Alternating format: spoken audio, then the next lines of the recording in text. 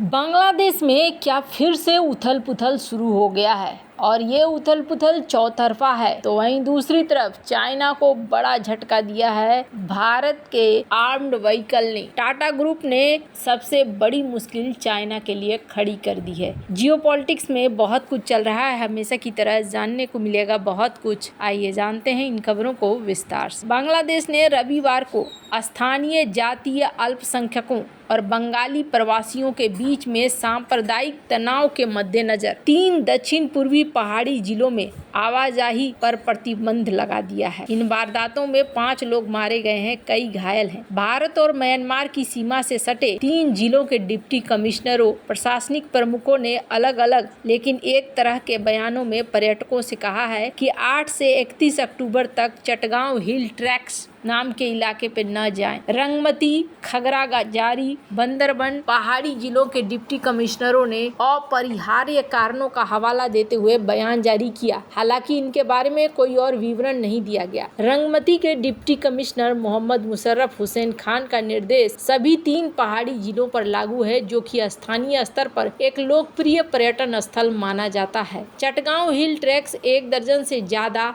जातीय अल्पसंख्यकों का ठिकाना है, जिनमें से ज्यादातर बौद्ध हैं। पिछले महीने विवादित मोटरसाइकिल चोरी को लेकर एक बंगाली युवक की मौत के बाद भड़के संघर्ष ने सुरक्षा उपायों को बढ़ाने की जरूरत पैदा कर दी है। इसमें अतिरिक्त सैन्य टुकड़ियों की तैनाती, पुलिस की निगरानी के साथ साथ सार्वजनिक समारोहों पर प्रतिबंध शामिल है। इन वारदातों के बीच जिलों में जातीय अल्पसंख्यक समुदाय बंगाली निवासियों से खुद को अस्थिर स्थिति में पाते हैं। तनाव से मुख्य रूप से काथिन चिबोर दान उत्सव में रुकावट पैदा की, जो ज्यादातर बौद्ध जातीय समूहों के लिए एक महत्वपूर्ण आध्यात्मिक कार्यक्रम है। हिंसा में वृद्धि की वजह से मोहम्मद यूनुस के नेतृत्व वाली अंतरिम सरकार ने इस तरह की कड़ी प्रतिक्रिया दी है। अशांति भड़काने वालों के खिलाफ कड़ी चेतावनी जारी की गई, जिसमें गृह मामलों के सलाहकार लेफ्टिनेंट जनरल मोहम्मद जहांगीर आलम चौधरी ने जोर देकर कहा, अगर कोई जिम्मेदार पाया गया तो उसे बख्शा नहीं जाएगा। अगर वे भविष्य में फिर से ऐसा करने की कोशिश करेंगे तो उन्हें गंभीर परिणाम भुगतने होंगे। एक वरिष्ठ सलाहकार हसन आरिफ ने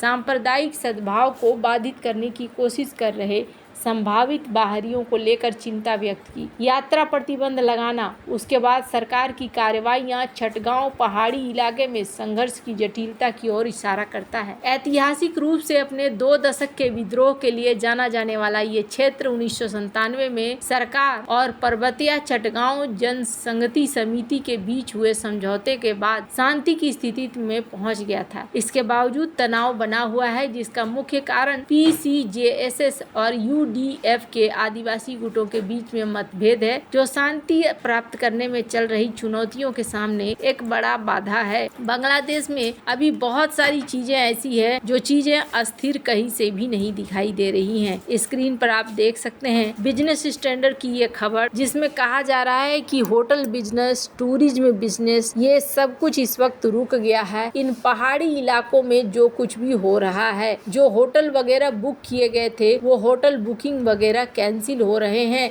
और यहाँ स्थिति थोड़ी सी अजीब हो रही है। हालांकि गवर्नमेंट अब यहाँ क्या सोच रही है और क्या नहीं, कहा जा रहा है कि बहुत सारे ऐसे ट्रक भी हैं जो सामान लेकर पहुँचने वाले थे, लेकिन वो ट्रक भी वहाँ पर रोक दिए गए हैं। यहाँ पर बहुत सारे लोगों का आना जाना रहता है, पर इस क्षेत्र को फिलहाल के लिए रोका गया है। एक संकट बांग्लादेश में नहीं मंडरा रहा है, बल्कि टेक्सटाइल के बाद अब टी वर्कर्स भी यहाँ पर बात कर रहे हैं और इनका भी टेंशन खड़ा हो रहा है। बांग्लादेश में करीब 12,000 टी वर्कर हैं, जो कि 12 टी गार्डन में काम करते हैं नेशनल टी कंपनी लिमिटेड के अनुसार, और ये इस वक्त पेमेंट को लेकर परेशान है और पेमेंट इनको अभी तक काफी पेमेंट बचा हुआ है और दूसरी बार सितंबर 25 तक हॉल्ट कर दिया गया है। इनका पेमेंट इंस्टॉलमेंट में पेमेंट मिल रहा है। स्थिति ऐसी आ गई है। तो बांग्लादेश में क्राइसिस भी है।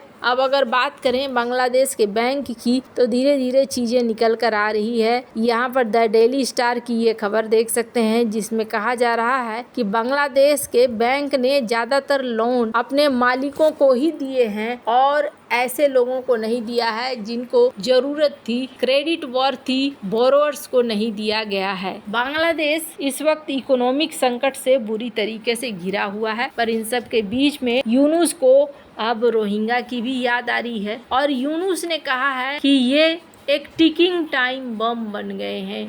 गजब बात है, जब अपनी बारी आती है तब सभी को बहुत कुछ याद आने लगता है। भारत ने जब बांग्लादेशी घुसपैठियों के बारे में बोला था तो इन्होंने ही कहा था कि ऐसे बात नहीं करते हैं, बड़े अधिकारी इस तरीके से नहीं बोला करते हैं। लेकिन अब ये इस बात को कह रहे हैं, ये कह रहे हैं कि मैंने अंतर्राष्ट्रीय कम्युनिटी से भी ये बात कही थी और हमने कहा था कि अब आप इसको जरा देखिए, क्योंकि अब ये हमारे कई सारे इलाकों में फैल रहे हैं, कॉक्स बाजार, भाषण चार, इन सब में पहुंच रहे हैं। तो यहाँ जो सिचुएशन हो रहा है, ये सिचुएशन हमारे लिए खराब हो रहा है। ये बात इन्होंने कहा। हालांकि ये बात इन्होंने तब कहा जब मलेशिया के पीएम यहाँ पहुँचे हुए थे। खैर, मलेशिया के पीएम यहाँ पहुँचे और अब ये सोच रहे हैं कि दोनों देशों के बीच में रिश्ते अच्छी करें। लेकिन समस्या ये है कि चाहे वो पाकिस्तान विजिट करके आए या फिर बांग्लादेश विजिट करके आए, दोनों ही जगह एक तरह की समस्या है और वो समस्या ये है कि दोनों इस वक्त कंगाली से जूझ रहे हैं। जहाँ एक तरफ ये सब सीन हो रहा है, वहीं दूसरी तरफ ये जो इलाका देख रहे हैं ना, मोरक्को, ये वो इलाके हैं